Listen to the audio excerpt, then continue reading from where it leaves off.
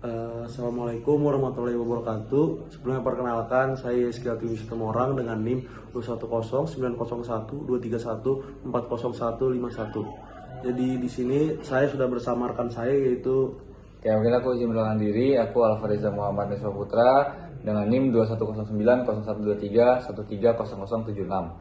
Oke, jadi di sini kita ingin membuat video tugas UTS Inspeksi LAS.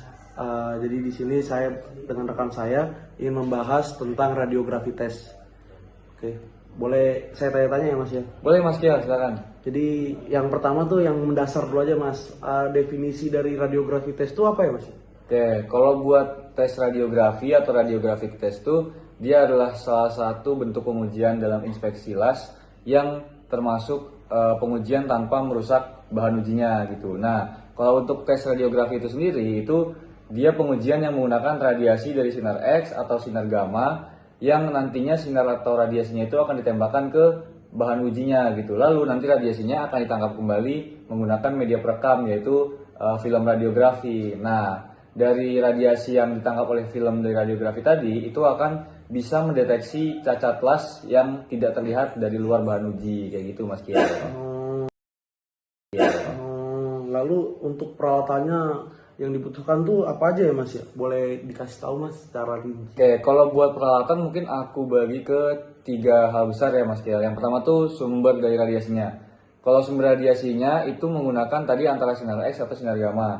Buat pemilihannya itu tergantung dari ketebalan materialnya. Kalau materialnya ketebalan tipis sampai sedang biasanya menggunakan sinar X. Nah, kalau misalnya material tebal itu bisa menggunakan sinar gamma. Nah, yang kedua itu terkait media perekamnya. Media perekamnya itu biasanya film radiografinya menggunakan yang konvensional atau yang digital. Kalau yang konvensional itu ya dia bisa menunjukkan perbedaan densitas atau kepadatan dari objek setelah terkena radiasi. Nah, tapi bedanya kalau digital detektor itu dia menggunakan flat panel detektor dan juga nanti hasilnya tuh bisa langsung keluar gitu. Yang ketiga itu terkait peralatan tambahan. Ada beberapa peralatan yang harus ada gitu ketika melaksanakan tes radiografi. Yang pertama tuh image quality indicator. Nah, itu untuk menilai kualitas dari si gambar hasil radiografinya. Lalu ada dosimeter untuk mengukur tingkat radiasi di sekitar tempat tes radiografi gitu. Lalu ada filter atau kolimator untuk menyaring radiasi agar tetap terfokus gitu. Lalu ada kamera penjepit film untuk mengatur posisi si film radiografi biar nggak geser-geser kayak gitu. Sangat amat terstruktur ya Mas ya? Iya Mas Giel. Lalu untuk prosedur pelaksanaan tesnya tuh bagaimana ya Mas ya kira-kira? Oke, mungkin buat prosedurnya itu ada beberapa tahapan Mas Giel. Yang pertama tuh terkait persiapan awal. Nah, buat di persiapan awal tuh pertama kita tuh harus nentuin dulu bagian pengawasan mana nih yang mau diuji gitu. Lalu setelah itu barulah kita lihat seberapa tebal sih material yang mau diuji ini menggunakan tes radiografi. Lalu barulah kita pilih sumber radiasi yang sesuai sama ketebalan materialnya kayak gitu. Lalu selanjutnya tuh kita perlu juga mengatur penempatan peralatannya gitu. Kita perlu menempatkan si film atau detektornya di sisi berlawanan dari sumber bahan ujinya gitu. Jadi sumber radiasi, bahan uji, baru film detektornya atau film radiografinya. Kita juga perlu menempatkan image quality indicator di sekitar tes radiografi gitu, buat mengukur sensitivitas si gambarnya itu. Lalu kemudian juga kita bisa mengatur fokus jarak antara objek dengan film radiografinya dan juga dengan si sumber radiasinya. Lalu kita perlu memastikan agar si alatnya ini stabil dan nggak pindah-pindah gitu atau nggak gerak-gerak. Lalu yang ketiga tuh selanjutnya kegiatan dalam si exposure-nya gitu, exposure radiasinya. Nah itu kita perlu menghitung waktu exposure-nya berdasarkan ketebalan materialnya dan juga sumber radiasinya gitu. Barulah nanti kita mulai nyalakan sumber sinar X-nya atau sumber sinar gamanya, baru habis itu bisa terekspos objek ke film radiografinya. Nah, selanjutnya itu yang keempat ada pemrosesan untuk film radiografinya atau gambarnya gitu. Hasil yang ditangkap si film radiografi tadi itu bisa dicuci di kamar gelap dengan sebuah bahan kimia. Habis itu baru dikeringkan dan bisa dievaluasi atau dinilai gitu dari hasil radiografinya. Nah, yang menilai itu adalah si evaluator yang mungkin memiliki sertifikat gitu untuk mendeteksi kecacatan apa sih yang ada di bahan uji ini gitu. Lalu selanjutnya yang kelima baru dari si tes tadi itu ada evaluasinya dan dicatat dalam laporan penginspeksiannya gitu Mas Kiel. Lalu ini sih Mas mau nanya ini sih Mas. Jadi kira-kira tuh buat penentuan sumber radiasi itu ada seleksinya nggak sih Mas? Kalau buat penentuan sumber radiasinya seperti yang aku bilang tadi itu ada sedikit seleksinya Mas Kiel. Kayak tadi seminimalnya gimana caranya kalau misalnya ketebalan materialnya tipis ke sedang itu menggunakan sinar X, lalu kalau misalnya tebal itu menggunakan sinar gamma. Nah sebenarnya tujuannya itu adalah pengoptimalisasian gitu, dimana yang pertama tuh si radiasinya bisa menembus bahan ujinya secara optimal atau menembus ketebalan materialnya, lalu bisa memberikan kontras yang cukup gitu antara cacat dan material dasarnya, lalu meminimalisir distorsi dan juga blur akibat radiasi yang menyebar. Kemudian juga meminimalkan waktu si exposure dan juga dosis radiasinya kayak gitu. Oke, nah kita lanjut ya Mas ya. Jadi buat tes radiografi itu saya pernah dengar nih Mas soal faktor ekuivalensi kalau nggak salah itu namanya radiografi. Kira-kira bisa dijelasin nggak sih Mas itu apa? Kalau buat faktor ekuivalensi radiografi itu adalah faktor koreksi yang digunakan untuk menyesuaikan ketebalan si material uji atau bahan ujinya dengan material referensi. Nah, material referensinya itu adalah biasanya itu material baja.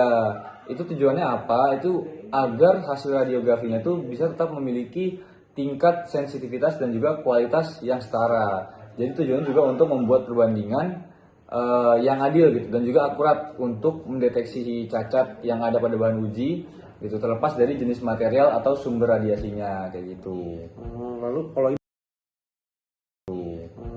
kalau ini sih Mas, kalau buat film radiografi itu sendiri tuh gimana ya Mas? Saya masih kurang paham gitu Mas, boleh dijelasin? Nah, kalau untuk film radiografi mungkin dari tadi aku udah sebut banyak tuh soal film radiografi. Jadi film radiografi ini apa sih?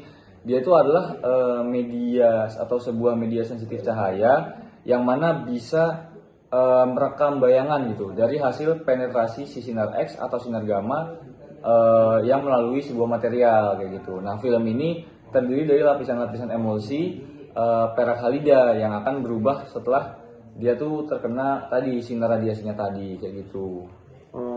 Ini sih Mas tadi sempat ketinggalan. Jadi kalau buat masking sama blocking tuh apa ya Mas ya?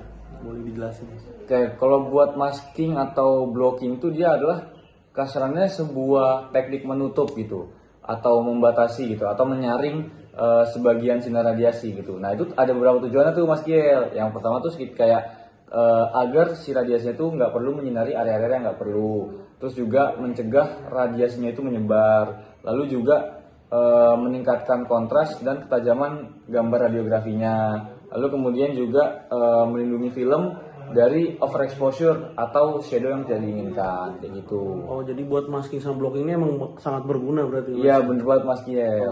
Lalu buat selanjutnya lead screen Mas. Itu tuh apa ya Mas ya? Kalau lead screen itu dia tuh adalah sebuah lembaran tipis timbal. Nah, itu dia tuh diletakkan di depan atau di belakangnya film radiografi saat exposure gitu. Nah, tujuannya itu seperti meningkatkan efisiensi radiasi untuk mencapai sebuah film radiografinya. Lalu juga menyaring radiasi, lalu juga mengurangi waktu exposure sama meningkatkan kontras dan ketajaman pada gambar kayak gitu. Oke. Dari yang semua Mas jelasin sih saya udah sejauh ini cukup paham sih Mas. Mungkin ini ya pertanyaan terakhir dari saya. Boleh Mas kira-kira pertanyaan terakhir nih. Boleh nih Mas Kiel, silahkan tanya. Jadi buat yang terakhir tuh ini agak rumit sih Mas. Teknik penyinaran pada inspeksi radiografi tes ini gimana ya Mas? Oke, kalau buat teknik penyinaran pada tes radiografi itu dia tuh bervariasi tergantung sama bentuk dan juga ukuran benda. Sama serta mutu imagi gitu yang diperlukan. Nah, biar bisa dapat mutu image atau gambar yang baik itu sebaiknya penyinaran ini dilakukan tegak lurus gitu sama permukaan atau sumbu benda kerjanya gitu.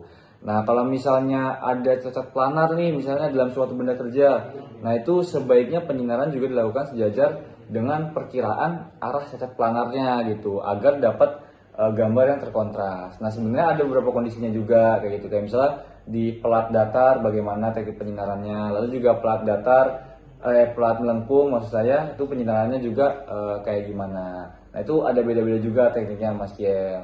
Oke, oke, sejauh ini ya saya udah cukup paham lah soal radiografi tes ini. Saya ingin berterima kasih kepada Mas Reza karena mau berbagi ilmu kepada saya.